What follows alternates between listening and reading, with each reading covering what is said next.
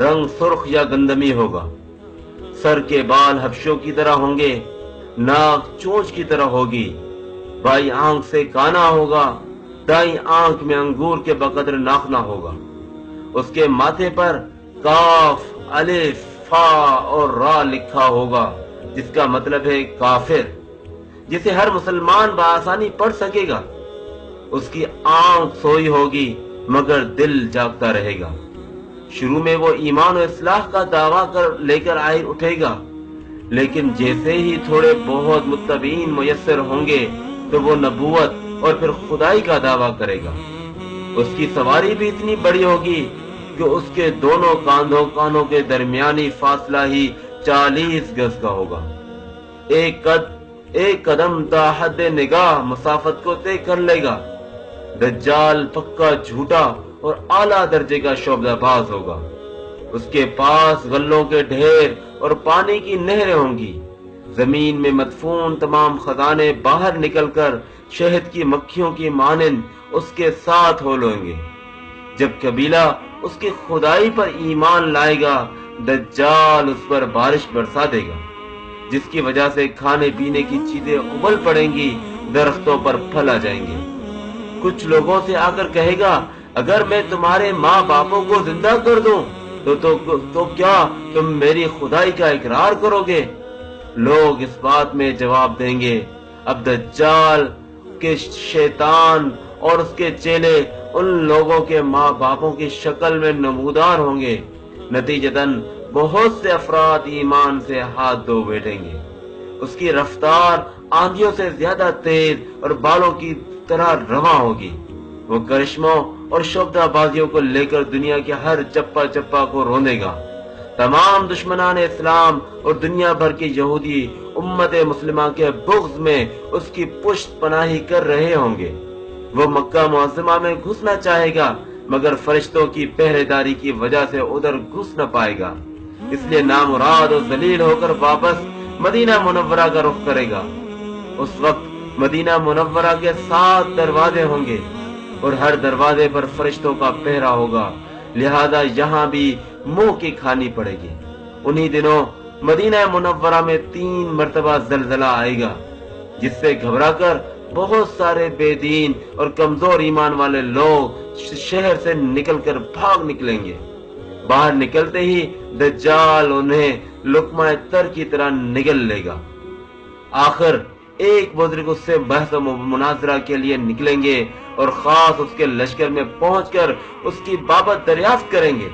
لوگوں کو اس کی باتیں شاق گزریں گی، لہذا اس کے قتل کا فیصلہ کر دیں گے، مگر چند افراد آڑے آ کر یہ کہہ کر روک دیں گے کہ یہ ہمارے خدا یعنی دجال کی اجازت کے بغیر اس کو قتل نہیں کیا جا سکتا۔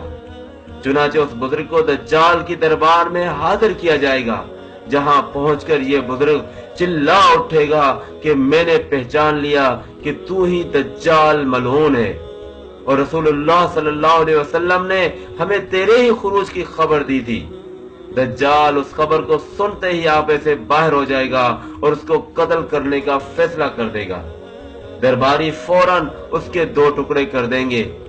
دجال اپنے حواریوں سے کہے گا کہ اب اگر میں اس کو دوبارہ زندہ کر دوں تو کیا تم کو میری خدائی کا پختہ یقین ہو جائے گا؟ یہ دجالی گروپ کہے گا کہ ہم تو پہلے ہی آپ کو خدا مانتے ہوئے آ رہے ہیں، البتہ اس معجزے سے ہمارے یقین سے اور اضافہ ہو جائے گا۔ دجال اس بزرگ کے 2 ٹکڑوں کو اکٹھا کر کے زندہ کرنے کی کوشش کرے گا۔ ادھر وہ بزرگ بوجہ حکم الہی کھڑے ہو جائیں گے اور کہیں گے، اب تو مجھے اور زیادہ یقین آ گیا کہ تو ہی دجال ملعون ہے، اور وہ جھنجلا کر دوبارہ انہیں ذبح کرنے کا چاہے گا، لیکن اب اس کی قدرت سلب کر لی جائے گی۔ دجال شرمندہ ہو کر انہیں اپنی جہنم میں جھونک دے گا، لیکن یہ آگ ان کے لیے ٹھنڈی اور گلزار بن جائے گی۔ اس کے بعد وہ شام کا رخ کرے گا، لیکن دمشق پہنچنے سے پہلے ہی حضرت مہدی علیہ السلام وہاں پہنچ چکے ہوں گے۔ دجال دنیا میں صرف 40 دن رہے گا۔ اس کا پہلا دن 1 سال کے برابر، دوسرا دن 1 مہینے کے برابر اور تیسرا دن 1 ہفتے کے برابر ہوگا۔ جبکہ باقی 37 دن عام معمول کے مطابق ہوں گے۔ امام مہدی علیہ السلام دمشق پہنچتے ہی زور و شور سے جنگ کی تیاری شروع کر دیں گے، لیکن صورتحال بظاہر دجال کے حق میں ہوگی، کیونکہ وہ اپنی مادی و افرادی طاقت کے بل پر پوری دنیا میں دھاک بٹھا چکا ہوگا۔ اس لیے عسکری طاقت کے اعتبار سے اس کو شکست بظاہر مشکل ہوگی، مگر اللہ کی تائید اور نصرت کا سب کو یقین ہوگا۔ حضرت مہدی علیہ السلام اور تمام مسلمان اسی امید کے ساتھ دمشق میں دجال کے ساتھ جنگ کی تیاریوں میں ہوں گے کہ تمام مسلمان نمازوں کی ادائیگی دمشق کی قدیم شرح آفاق مسجد میں جامع اموی میں ادا کرتے ہوں گے۔ امام مہدی علیہ السلام ایک دن نماز پڑھانے کے لیے مصلی کی طرف بڑھیں گے تو عین اسی وقت حضرت عیسیٰ علیہ السلام کا نزول ہوگا۔ نماز سے فارغ ہو کر لوگ دجال کے مقابلے کے لیے نکلیں گے۔ دجال حضرت عیسیٰ علیہ السلام کو دیکھ کر ایسا گھلنے لگے گا جیسے نمک پانی میں گھل جاتا ہے۔ پھر حضرت عیسیٰ علیہ السلام آگے بڑھ کر اس کو قتل کر دیں گے، اور حالت یہ ہوگی کہ شجر و حجر آواز لگائیں گے کہ اے روح اللہ میرے پیچھے یہودی چھپا ہے، چنانچہ وہ دجال کے چیلوں میں سے کسی کو بھی نہ چھوڑیں گے۔